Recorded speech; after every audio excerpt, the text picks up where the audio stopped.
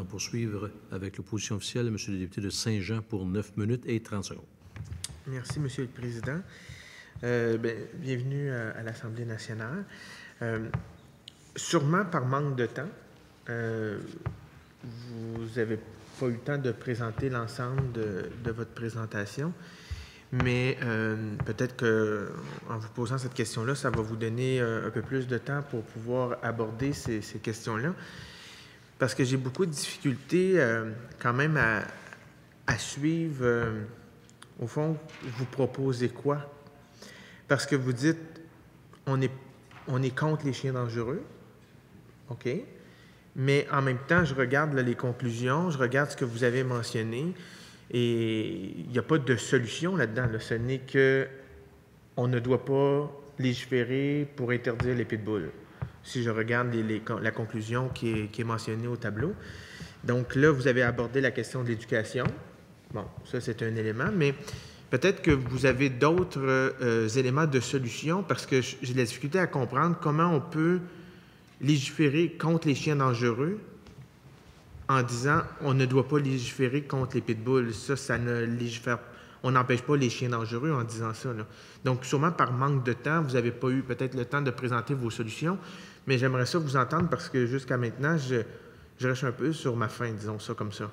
Donc, en fait, ce qu'on veut vraiment, c'est une implantation de mesures concrètes, rigoureuses, uniformes à l'ensemble du Québec. Il y a une base, évidemment, qui doit être uniforme et qui adresse, en fait, la négligence, oui, des propriétaires par le suivi rapide et rigoureux des plaintes à la base, le renforcement sur le terrain.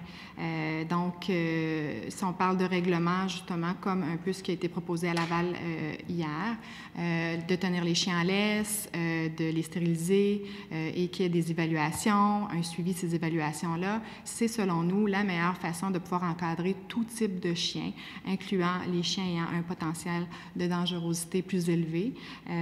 Également, le manque de connaissances, donc c'est ce qui est adressé de notre côté au niveau de l'éducation et de la sensibilisation. C'est comme ça qu'on va venir pallier au manque de connaissances, autant des propriétaires d'animaux que des gens qui n'ont pas d'animaux ou pour la prévention de la morsure à ce moment-là. Donc... OK. Est-ce qu'il y a des pays dans le monde, des endroits qui ont légiféré dans le sens que vous mentionnez et qui a été démontré que ça éliminait les risques d'avoir des chiens dangereux et qu'il y ait des conséquences mortelles ou graves pour les personnes? En fait, nous, de côté terrain, c'est ce qu'on constate, que lorsqu'il y a une application rigoureuse des lois, parce qu'on applique, évidemment, toutes les SPCA ont des contrats pour le contrôle animalier dans certaines municipalités. Et puis, c'est ce qu'on constate, que lorsqu'il y a un renforcement sur le terrain, oui, en effet, il y a moins d'incidents à ce moment-là. Mais pour ce qui est des pays comme tels, je suis convaincue que j'ai des collègues qui vont être en mesure de fournir des statistiques. On n'a pas voulu, nous, aller piger dans certaines statistiques à ce niveau-là. OK. Parce que là, on voit qu'il y a le Royaume-Uni, l'Irlande du Nord, l'Irlande, la Norvège, le Danemark, la France, l'Allemagne, l'Australie, même aux États-Unis, entre autres sur les bases militaires, qui interdisent, qui ont légiféré contre les pitbulls. Donc, eux, ces pays-là, la France, l'Allemagne, l'Australie, le Danemark, ont trouvé des mécanismes pour soit reconnaître la race pitbull ou de pouvoir appliquer cette législation, pardonnez-moi. Donc, là, vous dites que ça semble être pas possible ici. Donc, ces pays-là, eux, comment ils réussissent à appliquer cette législation-là? En fait, il y a ces pays-là, et puis, comme je ne veux pas me répéter, mais je suis convaincue que des collègues vont également citer d'autres pays qui font l'inverse et qui sont en train de renverser certaines lois. Donc, c'est vraiment un terrain sur lequel on ne voulait pas s'aventurer, mais on voulait vraiment rester avec notre expertise terrain. Les diapositives qu'Emmanuel a fait passer tantôt de type de chien, c'est vraiment ce qu'on retrouve dans nos refuges. Et l'identification de ces animaux-là, elle est vraiment impossible. Donc, si même nous, les experts, on n'arrive pas à identifier avec certitude une race, eh bien, à ce moment-là, on sait que tout ce qui est statistique qui se retrouve publié un peu partout, eh bien, est fondé sur des bases qui ne sont pas solides. Donc, c'est pour ça qu'on ne veut pas s'embarquer. Mais en même temps, comme M. le ministre l'a mentionné, pour une étude scientifique qui dit quelque chose, il y a une autre étude scientifique qui dit le contraire. Souvent, on peut se questionner à savoir qui a commandé l'étude, puis souvent la conclusion, puis on le voit dans l'alimentation, puis dans plein de situations. Donc, cet argument-là, moi, j'ai de la difficulté à prendre ça pour monnaie comptant parce qu'il y a des études scientifiques qui démontrent dans les deux sens. Et Mme Vadnais était ici, bien, elle est encore ici aujourd'hui, elle était hier. Dans son mémoire, elle a toute une liste là, d'études qui démontrent. Là, vous nous dites qu'il y a des études qui démontrent le contraire. Donc là, ça devient difficile pour nous.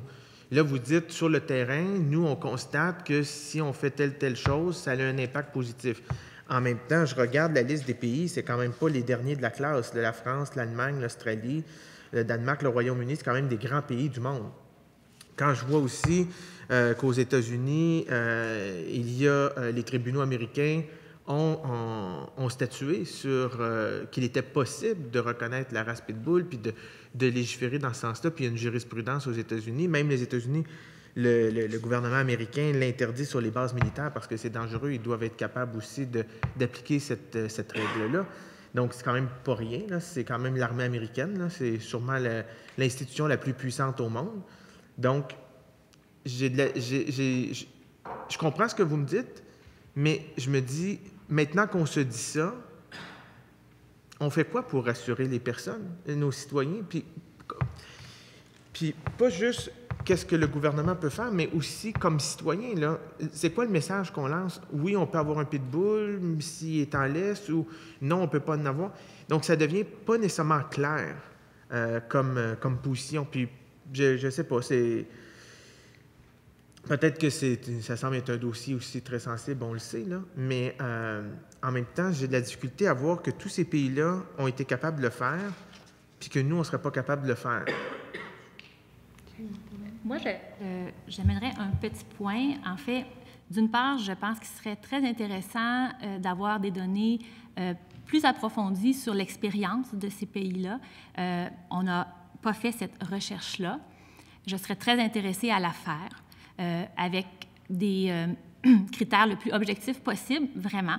Essayer de comprendre comment ils font, quels sont les résultats auxquels ils arrivent. Je serais très intéressée à travailler sur un dossier comme ça. Je pense qu'au niveau de la QSS, ça pourrait être quelque chose, s'il y avait de l'intérêt, où on pourrait avoir une contribution. Deuxièmement, je pense qu'au Québec, on a une réalité en termes de population de chiens et on a aussi des experts qui sont extraordinaires.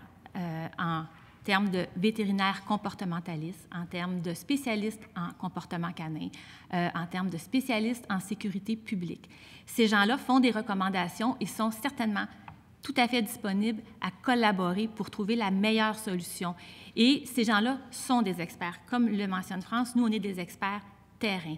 Ces gens-là ont une expertise extraordinaire et mon message serait de vous inviter à les consulter et à prendre en compte les éléments d'information objectifs, scientifiques et liés à notre situation qu'ils pourraient apporter. Une dernière minute, Monsieur le député. Bien, oui. J'entends puis sûrement que M. le ministre aussi a entendu ce que vous avez mentionné de l'offre que vous mettez sur la table. Donc, je comprends que ce travail-là pourrait nous permettre de voir ce qui se fait dans les différents pays et de reprendre. En même temps, je suis un peu surpris que ce travail-là sur les autres pays ont sûrement, avant de légiférer, ont regardé ce qui se passe ailleurs, là, parce que c'est souvent la première chose qu'on se demande. Là. Est-ce qu'ailleurs, d'autres ont fait ça pour ne pas retravailler dans le vide? Donc, sûrement qu'il doit y avoir des études qui ont déjà été faites dans ce sens-là. Est-ce qu'ils sont adaptés à notre réalité québécoise, bon, etc. Est-ce qu'au Canada... oui, c'est terminé? Sur le temps que nous avions. Bien, sûrement que M. le ministre a entendu votre proposition. Merci, M. le député de Saint-Jean.